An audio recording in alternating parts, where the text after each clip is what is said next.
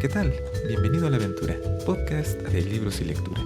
Este es el episodio 214 y en esta ocasión hablaremos más a profundidad de La campana de cristal de Silvia Plath. Si no has escuchado el episodio 213 del podcast en el que hablamos de este libro, hazlo. Puedes encontrarlo en alaventura.net. Y si tampoco has leído este libro, hazlo antes de continuar, porque habrá spoilers. Comencemos. Ok. Después de un largo tiempo transcurrido desde el último episodio del podcast, estamos de vuelta para platicar a mayor profundidad de La campana de cristal de Silvia Plath. Como siempre, en este episodio no vamos a hablar de todo el contenido de este libro, pero vamos a discutirlo de una manera que hace inevitable hablar de spoilers. Así que esa es tu última advertencia antes de continuar si no quieres arruinarte la sorpresa de leer este libro. Lo primero que quiero decir, que prometo que tiene más relación con lo que vamos a platicar en esta ocasión de lo que parece, es que este libro, a pesar de ser breve y con una historia relativamente sencilla, me ha causado una cantidad considerable de ansiedad para preparar este episodio. Y muy probablemente es mi culpa por elegir este tipo de libros para hablar de ellos en el podcast. Quiero decir, libros que tratan de temas complejos de manera muy directa.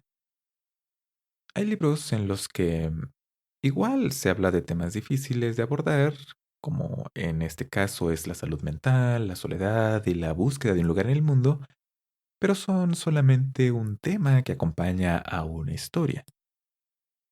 Lo principal es que ocurren acontecimientos, a los protagonistas les pasan cosas, los personajes se desarrollan, y es de la mano de todo esto que se encuentran los temas. Es lo que le da forma y sentido a la historia. Es lo que la viste y hace que nos parezca interesante, lo que nos deja satisfechos o nos hace pensar que el autor o la autora no sabían exactamente qué querían decirnos con lo que nos han contado. Pero no son la historia misma. Esto es diferente en La campana de cristal. Aquí estos temas son la historia. No tienes que analizar y buscar a profundidad en lo que está escrito para encontrar qué es lo que la autora quería decirnos a las lectoras y a los lectores. Está allí, en la superficie, listo para que lo descubras simplemente leyendo. No hay ambigüedad. Si le das un vistazo a las páginas y le platicas a alguien de qué trata este libro, te puede decir de qué se trata. Esther, nuestra protagonista, nunca nos oculta nada. Ni siquiera cuando parecería razonable que nos contara las cosas de manera diferente a o como ocurrieron. Esto es particularmente evidente cuando nos cuenta cosas inapropiadas que ha hecho. En el episodio anterior hablábamos de cómo dejó a una de sus amigas a su suerte sin sentir remordimiento, a pesar de que había admitido que es una de las pocas personas que le agradan y hacen sentir su estancia en Nueva York más agradable. Y no es la única ocasión en que esto ocurre. De hecho, es un tema recurrente a lo largo de la historia la manera en que Esther tiende a dejar de lado a las personas que más parecen preocuparse por ella, ya sean amistades, sus profesores en la escuela o hasta personas que se encuentra en la calle. Esta característica de Esther es un buen ejemplo de las características de este libro que me causaron ansiedad. Verás, la manera de comportarse de Esther es consistente con personas que padecen de ansiedad o de depresión. Así que es algo que he experimentado en mayor o menor medida en diferentes momentos de mi vida. Gran parte de la dificultad de hablar a mayor profundidad de la campana de cristal es lo fácil que resultaba identificarme con Esther, en especial en esos momentos en los que se comporta de una manera que no es ideal. En parte porque podía recordar algunas cosas que me han pasado y también podía predecir que a Esther no le iba a ir nada bien si seguía actuando de esa manera. Y es probable que las cosas que hace Esther, como esta, cerrarse a las demás personas, incluso cuando se encuentra en una situación en la que abrirse sería lo mejor para ella, te parezcan maneras de comportarse ilógicas o contraproducentes. Y en realidad, así es. Una manera de entender los diferentes trastornos psicológicos que podemos padecer los seres humanos es verlos como una desconexión entre la percepción que tiene una persona de su entorno y cómo éste realmente es. Todo esto es mucho más complicado que esta explicación muy sencilla, por supuesto. Hay de por medio componentes fisiológicos y sociales, pero es una idea general que nos puede ayudar a comprender un poco mejor a Esther. Por ejemplo, de una manera muy simplificada, una persona que se encuentra con niveles muy altos de estrés puede percibir la presencia de amenazas en su entorno donde realmente no las hay. O puede percibir situaciones que efectivamente representan alguna amenaza para su bienestar como mucho más graves de lo que realmente son. Las causas de esto pueden ser fisiológicas, puede ser la respuesta a un evento traumático, hay más de una explicación al origen de este trastorno, pero a grandes rasgos esta es la manera en la que funciona para la persona desde un punto de vista cognitivo-conductual. Por supuesto, si le preguntas a un psicoanalista, cosa que yo no haría, cuáles son los orígenes de esa afectación, te daría una explicación diferente. Esto ejemplifica que hay más de una manera de explicar este tipo de trastornos, porque esto quizás sea una sorpresa para ti. Los seres humanos somos muy complejos. Pero bueno, lo importante aquí es que esta manera de comportarse de Esther no es algo grato para nadie. Para las personas alrededor de Esther, su manera de actuar hace sumamente difícil que empaticen con ella. Y es común que personas que en un principio tenían la intención de mantenerse cerca de ella en cualquier circunstancia terminan por distanciarse. Para la persona, para Esther, tampoco es algo agradable. En realidad es todo lo contrario. Esther está consciente de que hay algo en ella que no es del todo normal y que su manera de proceder la perjudica, pero no puede evitar comportarse como lo está haciendo.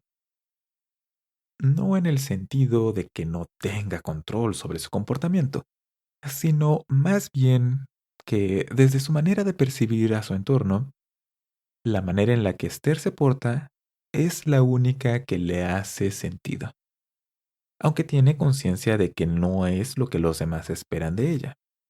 Esther, en consecuencia, se siente insuficiente. Siente que es imperfecta, que no encaja, que nada de lo que hace cumple con las expectativas que los demás tienen de ella, y por lo tanto, que ella misma, como persona, no es valiosa. Lo cual, por supuesto, no es cierto, pero así se percibe ella. Y aquí hay una intersección importante con el entorno social de Esther y con su historia familiar. Por una parte están las expectativas de los demás hacia ella, que no empatan con la manera en que Esther se ve a sí misma o los planes que tiene para su futuro. Por ejemplo, su madre es insistente en que Esther tendría que ser una buena mujer. Sí, con estudios profesionales, pero apegada al ideal de la década de los 50 de una mujer del hogar. Esposa, madre, atenta, sumisa, generosa y cordial con todo el mundo. Esto, desde luego, no es para nada algo compatible con lo que Esther desea. Para ella, su vida profesional es mucho más importante que algo que se puede quedar como segundo lugar a la vida familiar. Y aunque no es enemiga a la idea de casarse y tener un hogar, cómo vive sus relaciones de pareja y cómo imagina una vida ideal con alguien más, no se parece a ese ideal de la década de 1950 de un hogar norteamericano, puritano, conservador. La imagen ideal de Esther de sí misma está más cercana a la mujer independiente, que aspira a ser reconocida por su trabajo, sus contribuciones a la sociedad, por su talento, por sus aptitudes. Y claro, ser tratada con el mismo respeto y dignidad que los hombres que se dedican a lo mismo que ella. Algo más revolucionario, más liberador, lejos de buscar conservar el status quo de la sociedad de ese entonces. Así que a los ojos de su madre, Esther era un fracaso. Pero con un poco de suerte, Esther se olvidaría de esas ideas y se cuadraría. Se volvería una buena esposa y sería motivo de orgullo en lugar de decepción.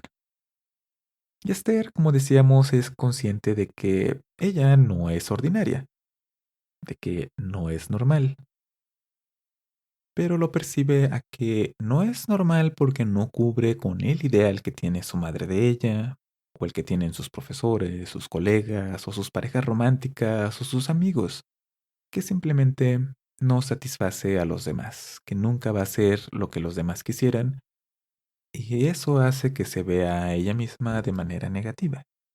Entonces, cuando Esther no hace lo que las demás personas esperan, pues éstas reaccionan de manera poco positiva, lo que a Esther le causa malestar y confirma sus creencias de tener poco valor como persona. Entonces, a su vez, esto hace que perciba las cosas de manera cada vez más y más negativa, de manera cada vez más destructiva, y esto se manifiesta en su comportamiento.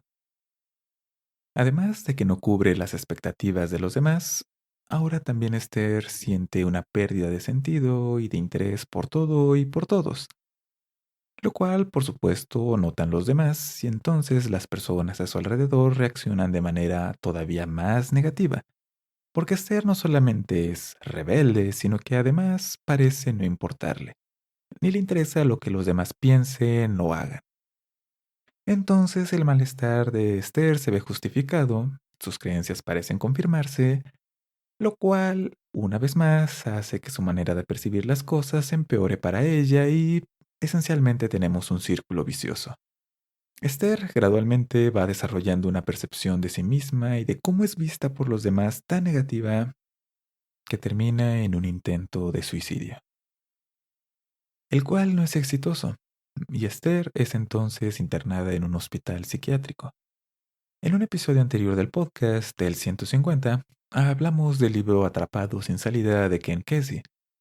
En este libro se habla de lo terrible que era la manera de tratar a las personas con trastornos mentales a mediados del siglo XX. Frecuentemente, las personas en hospitales psiquiátricos eran tratadas de maneras que las despojaban de su dignidad humana.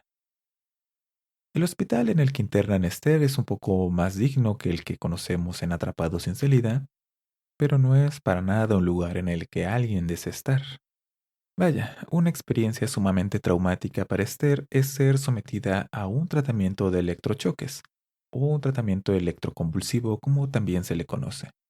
Este tratamiento consiste en lo que suena. Se le conectan diodos a una persona después de inmovilizarla y se pasa corriente eléctrica a través de ellos con la esperanza de que esto haga que su cerebro funcione de una manera más normal. Y eso no se compara con la amenaza de una lobotomía, que es básicamente hacer incisiones en el cerebro o incluso quitar partes de este, generalmente del lóbulo frontal, con la esperanza de que así una persona funcione de una manera más normal. Y sí, es tan malo como suena. Esther, de hecho, se encuentra con una paciente que ha pasado por una lobotomía, y eso también le causa una impresión muy fuerte.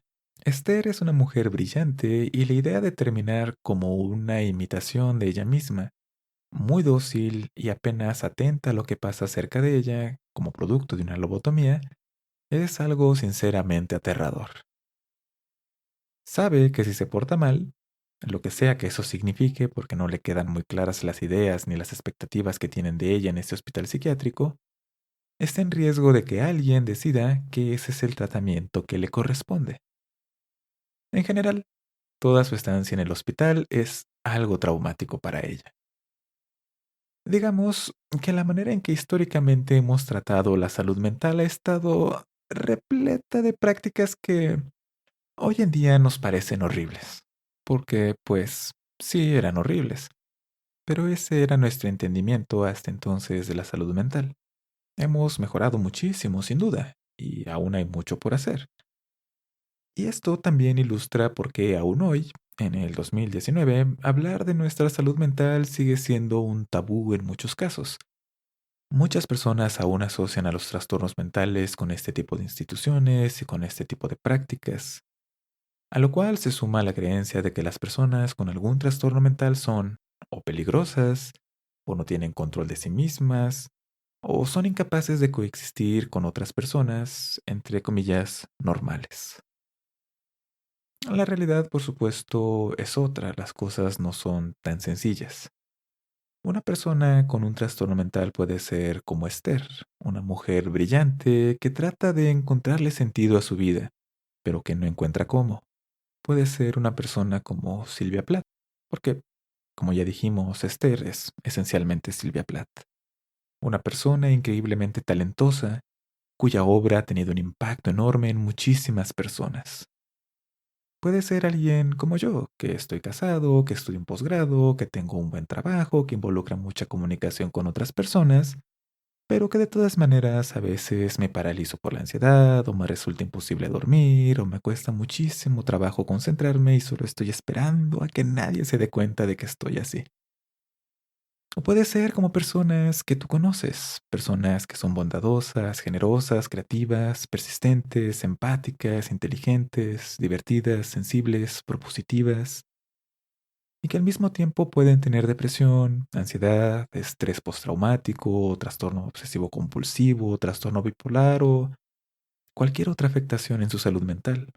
Pueden ser personas como tú, pero no por eso dejan de ser personas valiosas. No dejamos de ser personas valiosas.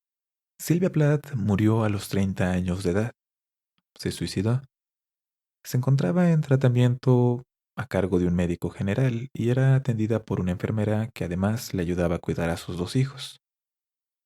Pero a pesar de ello, Silvia Plath se quitó la vida en su casa, en Inglaterra, estando acompañada de sus hijos, después de haber pasado por un episodio depresivo que se había prolongado por más de medio año.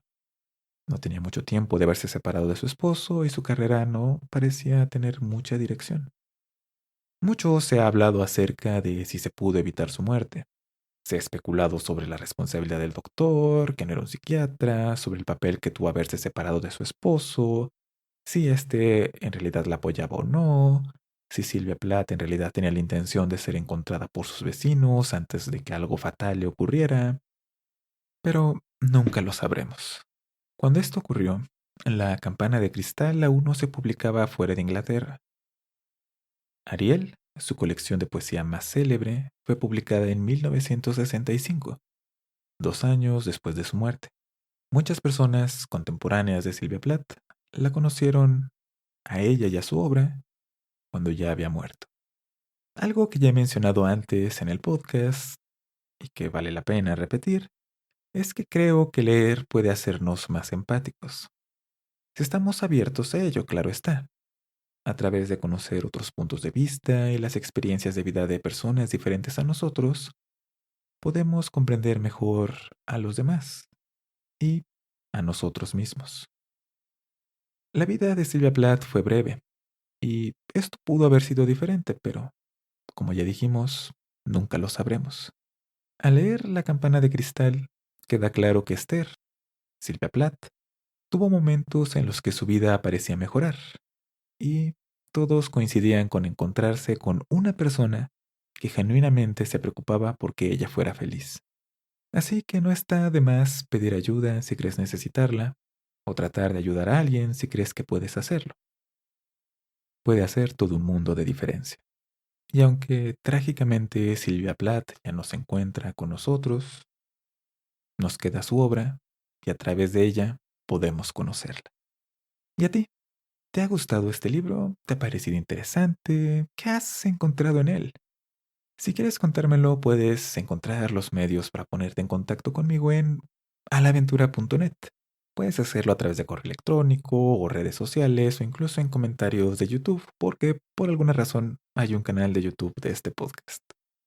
Además, ahí en alaventura.net están los enlaces para que te puedas suscribir al podcast y todos los episodios desde el primero hasta el más reciente. Y eso es todo.